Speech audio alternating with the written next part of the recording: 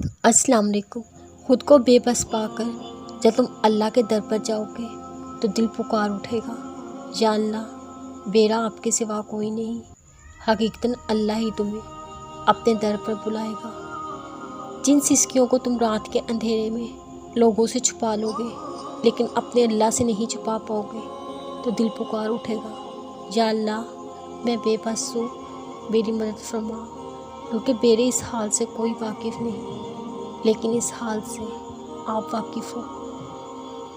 یقین کرو رب تم پر ہر حقیقت واضح ظاہر کر دے گا، پھر دل پکار اٹھے گا، یا اللہ آپ بڑی حکمتوں والے ہو۔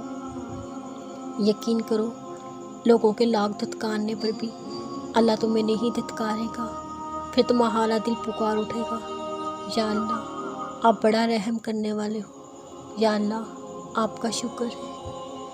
جب زبان کی تلخیاں روح زخمی کرنے لگیں گی دل پکار اٹھے گا، یا اللہ آپ سب کچھ جانتے ہو، سب کچھ دیکھ رہے ہو، آپ ہی مجھے صبر عطا کرو۔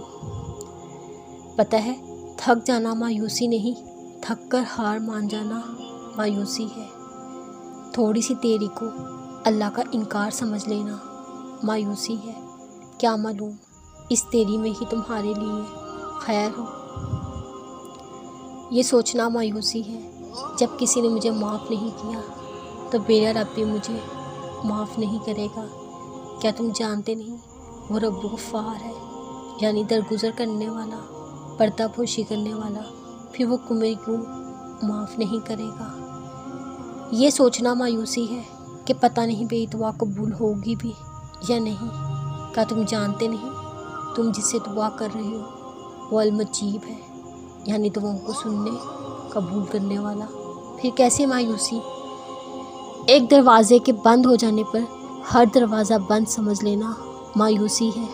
کیا تم جانتے نہیں وہ رب جس نے ایک دروازہ بند کیا وہ اسی دروازے سے تمہارے لیے راستہ بنانے پر بھی قادر ہے، پھر تم کیوں ہوتے ہو مایوس؟ یقین کرو اللہ سے امید لگا کر کبھی نا امید نہیں ہوگے تم۔ کیوں بھاگتے ہو لوگوں کے پیچھے؟ تم اس سے کیوں نہیں مانگتے جو الوہاب ہے، یعنی سب کچھ عطا کرنے والا؟ تم اس سے ہدایت کیوں نہیں مانگتے جو الہادی ہے، یعنی سیدھا راستہ دکھانے اس پر چلانے والا؟ تم اپنا معاملہ اس کے سپرد کیوں نہیں کر دیتے جو سراپا انصاف کرنے والا ہے؟